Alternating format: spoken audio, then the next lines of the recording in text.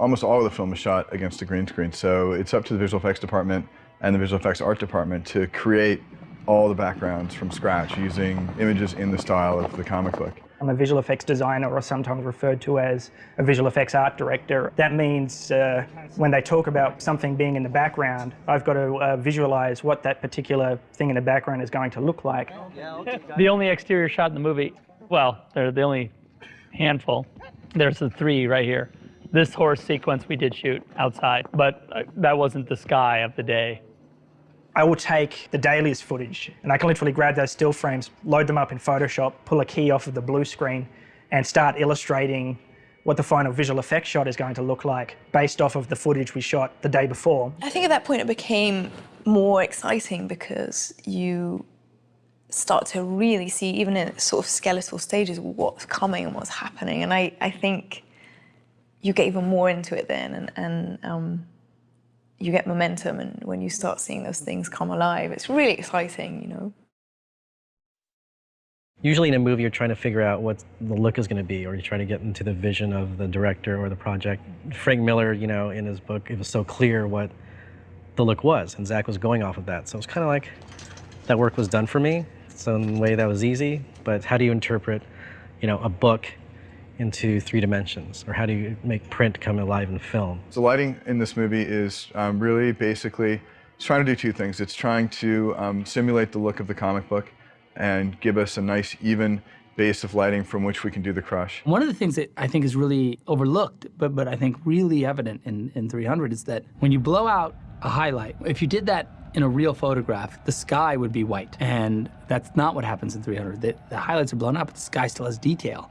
And in some ways, even though that sounds super simple, it's an incredibly sort of different from the way you see. One of the devices that we use to create that high contrast look is called crushing, where we take all the digital information in the film at the low end, which is towards the blacks, and all the digital information at the high end, which is towards the whites, and we compress it so that there's a lot less information, but there are a lot more black portions of the image and a lot more white portions. What eventually winds up happening is the contrast lines, where the blacks feather into the mid-range, are very smooth and very much like Frank's drawings. It also takes the colors in the mid-range and makes them blossom, so that it has a very painterly effect. It looks a little bit like some of the watercolor washes that Frank uses. It affects, of course, the way we do then everything else. Do a film based on a graphic novel, we need to colorize things in a particular graphic way. Otherwise, it basically becomes a contemporary, you know, historical epic, which wasn't Zach's intention, you know, and he said that straight up.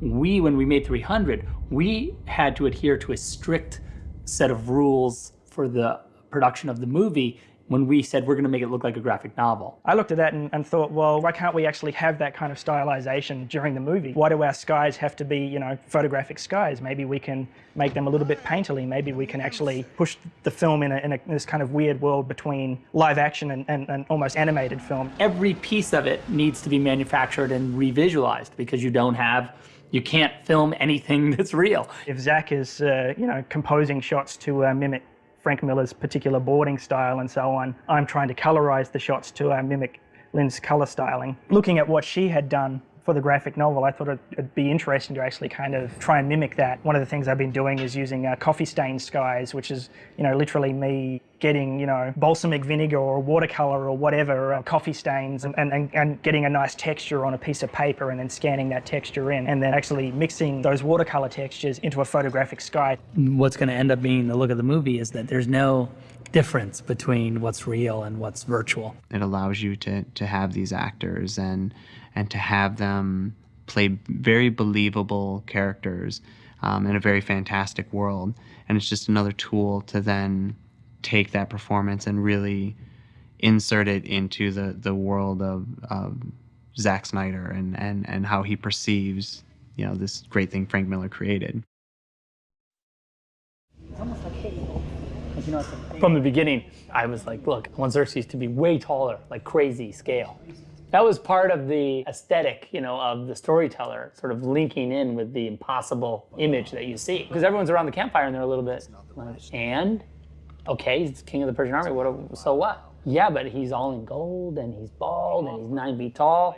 Now, okay, all right, good. What else? You know, it's like, now the story sounds a little more interesting. The shocking scene where Leonidas shoves the messengers into the well. It was a great way to reveal the Spartans were different than the other Greeks. They were the oldest of the ancient Greeks. They lived by much more barbaric rules. And so I wanted to show that they broke rules constantly, which they did. It was blasphemy to kill a messenger. And to kill 30 of them was beyond blasphemy. But those were the Spartans.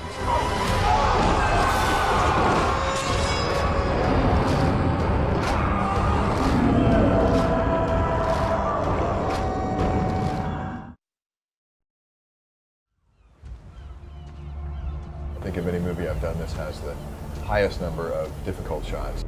In terms of the visual effects elements that we shot 8,631 visual effects elements. It's my record. Let me guess. You must be Xerxes. The trick of this scene really is a huge height differential. Xerxes is supposed to be 7.5 feet tall. He's played by Rodrigo Santoro. But in actuality, Rodrigo and Jerry Butler are exactly the same height. So we had to figure out a way to make these two characters a drastically different size, but keep the quality of the interaction natural and convincing and not draw the viewer out of the movie. Frank's book shows that Xerxes is almost 1.5 heads taller than Leonidas. So we did a test of that. And so the 10-foot version of Xerxes was outrageous. He just looked like a giant.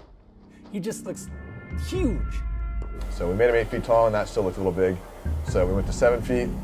He looked a little small at 7 feet, so we settled on 7.5.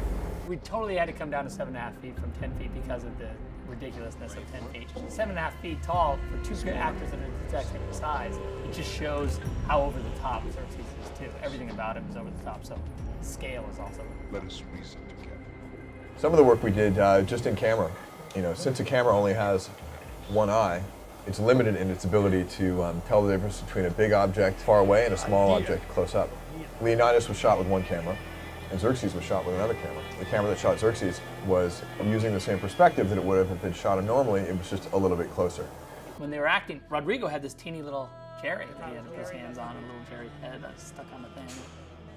Jerry Butler, on the other hand, had to look over the top of Rodrigo's head because he was looking at something that was supposed to be taller than Rodrigo really was. We would put a laser sometimes on the green screen, way back. And so those were the two tricks we kind of used to scale them.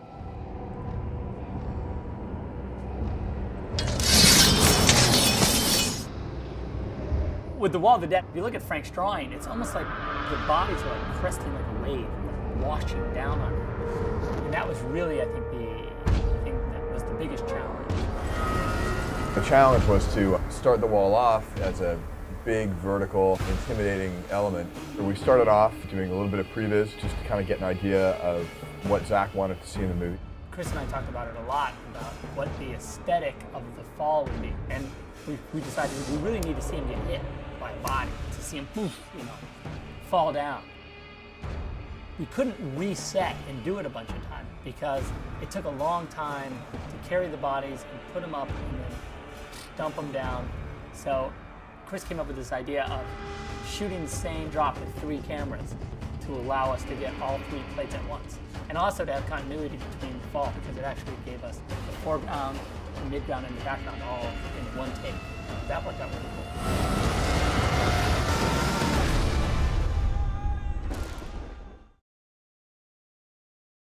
Okay, stay with me as I have some cool behind-the-scenes trivia. Stop motion has featured prominently in famous science fiction films. 2 of the RoboCop movies feature the stop motion technique at work, and the finale of the first Terminator film was done with stop motion. Now, do you like my shirt? You can get one for yourself in the shop under this video, and remember to click here below to subscribe for more great content.